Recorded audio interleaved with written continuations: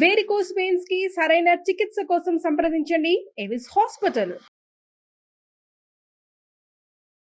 నమస్తే, welcome to Suman TV. నేను విష్ణు. ప్రస్తుతంతో పాటు మ్యాక్సీలో official surgeon and life coach doctor Harish Tenneti గారు ఉన్నారు. వారితో మాట్లాడదాం. స్వామి నమస్తే. స్వామి స్వామి ఇప్పుడు అయ్యప్ప దీక్షలో ఉన్నప్పుడు వివాహాది శుభకార్యాలకు కానివ్వండి, ఏదైనా శ్రీమంతం వంటి వేడుకలకు కానివ్వండి, లేదంటే పుట్టినరోజు వేడుకలు, ఇటువంటి వేడుకలకు హాజరవ్వచ్చు అంటారా అయ్యప్ప స్వామి దీక్షలో ఉన్నప్పుడు? దీక్షలో ఉన్నప్పుడు శుభకార్యాలకు వెళ్ళొచ్చండి. ఓకే, శుభకార్యాలకు వెళ్ళకూడదు అని అయితే రూల్లో లేదు. శుభకార్యాలకు వెళ్ళినప్పుడు అక్కడ తినేయడము, శుభకార్యం కదా అని తినేయడము. కొంతమంది అక్కడ స్వాములే ఉండరు కానీ వాళ్ళ ఇంటికి వెళ్ళి తినేస్తుంటారు. అలా చేయకూడదు. అయ్యప్ప స్వామి దీక్షలో ఉంటే బయటకు వెళ్ళి ఎక్కడైనా శుభకార్యాల్లో తినడం చేయకూడదు, నెంబర్ 1.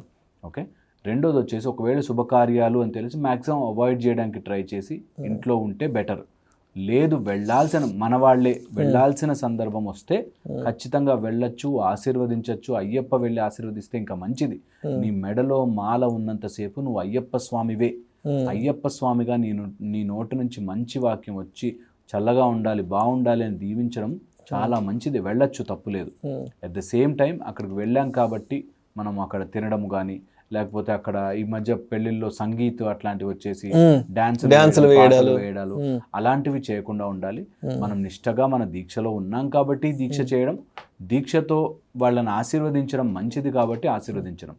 అంతేగాని అలా దాన్ని మిస్యూజ్ చేసుకునో లేదా ఆపర్చునిటీగా తీసుకుని బయట తినేయడానికి కానీ, వాళ్ళు ఎవరు వండి ఉంటారో అక్కడ నిష్ట మెయింటైన్ అయిందో లేదో, సో ఇలాంటి ప్రాబ్లమ్స్ జరుగుతాయి. కాబట్టి బయట తినడం అవాయిడ్ చేస్తే చాలా చాలా మంచిది. అండ్ శరణుఘోష చేస్తూ ఉండి ఒకవేళ పూజలో ఉండి నిత్యము మనము ఒక టైప్ ఆఫ్ బ్రహ్మచర్యం పాటిస్తాం కాబట్టి ఇలాంటి ఫంక్షన్స్కి వెళ్ళినప్పుడు మనకి ఎవరెవరో ఎదురుపడుతూ ఉంటారు.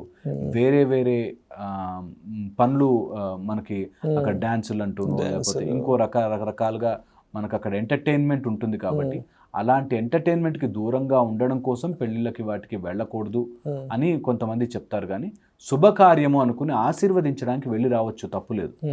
ఆశీర్వదించడానికి వెళ్ళాం కదా అని ఇలాంటివి ఎంటర్టైన్మెంట్ కోసమనో, పాటలు వినడానికో, లేకపోతే అక్కడ ఏదో సంగీత విభావరి జరుగుతుందని అక్కడ పాటలు, సినిమా పాటల్లో కూర్చుని ఎంజాయ్ చేయడము, అలాంటివి చేయకుండా మీరు ఆశీర్వదించడానికి వెళ్ళి హ్యాపీగా వెనక్కి రావచ్చు. ఒకవేళ వెళ్ళినప్పుడు అక్కడ ఎవరైనా పళ్ళు ఇస్తే తీసుకోవచ్చు.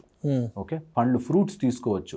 మనకి ఎప్పటికీ పళ్ళకి పాలకి దోషం ఉండదు అంటారు. సో ఫ్రూట్స్ కానీ పాలు కానీ తీసుకోవచ్చు. కానీ ఎవరిస్తున్నారు, ఎలా ఇస్తున్నారు, వాళ్ళు నిష్ట మెయింటైన్ చేశారా?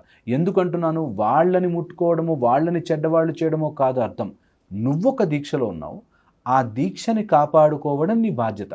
నేను 10 రోజులు షేవ్ చేసుకోకుండా ఉన్నాను అంటే ఎవరైనా నన్ను దాని నుంచి ప్రేరేపించి ఏముంది రే షేవ్ చేసే అంటారేమోనని మనం ఎలా అయితే ప్రొటెక్ట్ చేసుకుంటామో, అలాగే ఇప్పుడు నేను 6 ప్యాక్ తెచ్చుకోవడానికి డైటింగ్ ఫాలో అవుతున్నాను అంటే ఎవరైనా బర్గర్ తిను అంటే నో అని ఎలా చెప్తామో, అలాగే ఇది కూడా.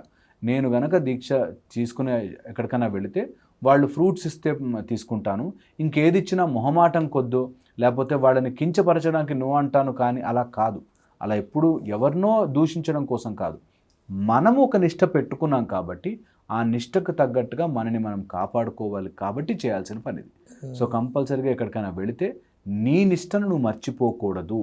సినిమా పాటల కోసమనో, లేకపోతే ఎంజాయ్మెంట్ కోసమో, ఎంటర్టైన్మెంట్ కోసమో, ఎవరి పడితో వాళ్ళతో కూర్చుని జోకులు వేయడం కోసమో కాదు. దీక్షని దీక్షలాగా చేయగలిగితే ఎక్కడికైనా వెళ్ళొచ్చు, ఏ శుభకార్యానికైనా వెళ్ళొచ్చు. శుభకార్యానికి వెళ్ళడంలో తప్పు లేదు. శుభకార్యానికి వెళితే ఈ రూల్స్ ఫాలో అవుతూ నువ్వు దీక్షలో ఉన్నావు అనే స్ఫురణతో ఉంటే చాలు. అండ్ మరొక సందేహం ఏంటంటే, ఇప్పుడు మనం దీక్షలో ఉన్నప్పుడు ఏదైనా పని మీద బయటకు వెళ్ళేటప్పుడు, లేదంటే మనం బయట ఉన్నప్పుడు ఏదైనా అపశకునం ఎదురైనా, లేదంటే ఏదైనా అనుకోని సందర్భంలో ఏదైనా శవయాత్ర మన కంటపడినా, లేదంటే ఏదైనా అంత్యక్రియల కార్యక్రమాలు వంటివి మన కంట పడితే మనం వచ్చి మరి ఇంటికి వచ్చినాక మనం ఎటువంటి నియమాలు పాటించాలి అంటారు? దోష పరిహారం ఎలా చేసుకోవాలి? ఇది మెయిన్గా ఏమవుతుందంటే, మనం 2 సార్లు స్నానాలు చేసేది అందుకే. తెలియని వాళ్ళని ఎవరినో చూస్తాము, కొంతమంది ఇలాంటివే ఏవో ప్రొసెషన్ తీసుకెళ్తుంటారు, కొంతమందికి ఇంట్రెస్ట్ ఉంటుంది, అలా ఎవరైనా వెళ్తుంటే చూస్తుంటారు. అలా చూడడం తప్పు. నువ్వు నీ పనిగా నువ్వు వెళుతున్నప్పుడు ఎక్కడైనా ఏదైనా పాస్ అయి వెళుతుందంటే నీకు దోషం కాదు, అయినప్పటికీ ఇంటికి రాగానే కాళ్ళు కడుక్కుంటాము, మనం స్నానం చేస్తాము కాబట్టి ఇది పార్ట్ ఆఫ్ క్లెన్సింగ్. ఓకే, మనం ఏదైనా అలాంటి చూడరానిది చూస్తే ఖచ్చితంగా ఇంటికి వచ్చి స్నానం చేసుకోవడం ఒక ప్రాసెస్. కంపల్సరీగా స్నానం చేసుకుని ఆ బట్టలు మార్చేసుకుని కొత్త బట్టలు వేసుకోవడం ఎప్పటికైనా మంచిది. నీకు తెలియకుండా ఒకవేళ అట్లా వెళ్ళింది ఎవరో చెప్పారు అంటే సాయంత్రం ఎలాగో స్నానం చేస్తాం కాబట్టి, స్నానం చేయకుండా దీపం వెలిగించాం కాబట్టి సరిపోతుంది. 2 పూట్ల తల నుంచే స్నానం చేయాలి. మనకి ఈ రూల్ పెట్టింది అందుకు. తల నుంచి స్నానం చేయడం వల్ల నువ్వు అలాంటివి ఏవైనా బయటకు వెళుతూ వేరే వేరే పనులు చేసుకుంటూ ఉంటాం కాబట్టి ఎవరైనా తెలియని వాళ్ళు ముట్టుకున్నా, లేకపోతే నువ్వు ఏమైనా చూడరానివి చూసినా నీకు దాని నుంచి చాలా మంచి జరుగుతుంది అని చెప్పి మనము స్నానం చేయడం చాలా మంచిది. ఓకే, కంపల్సరీగా మనము దీన్ని ఫాలో అవ్వాలి. ఓకే, అండ్ ఒకవేళ మనకు బాగా తెలిసిన వాళ్ళే, ఒక అతనుకి అపార్ట్మెంట్లో ఉంటే కింద అపార్ట్మెంట్లో ఇలా జరిగింది, అపార్ట్మెంట్స్ లో పక్క ఫ్లోర్ లో కింద ఫ్లోర్ జరుగుతుంటాయి కదా, పక్క పోర్షన్ లో మనకి ఎటువంటి ప్రాబ్లము లేదు దాంట్లో. నువ్వు వెళ్ళి అక్కడ కూర్చోకపోతే చాలు. నీ మెడలో మాలుంది కాబట్టి, ఓకే, ఇదంతా వాళ్ళని కించపరచడానికో దూషించడానికో తప్పు అని చెప్పడానికి కాదు. నువ్వు ఒక దీక్ష తీసుకున్నావు కాబట్టి ఆ దీక్ష కోసం ఇలా చేస్తున్నాడు. తెలిసింది స్నానం చేసుకుంటాం, మన రిలేటివ్స్ కాదు అన్నప్పుడు తెలిస్తే ఆ సంతాపంలో మనం స్నానం చేసేస్తాము, స్నానం చేస్తే సరిపోతుంది.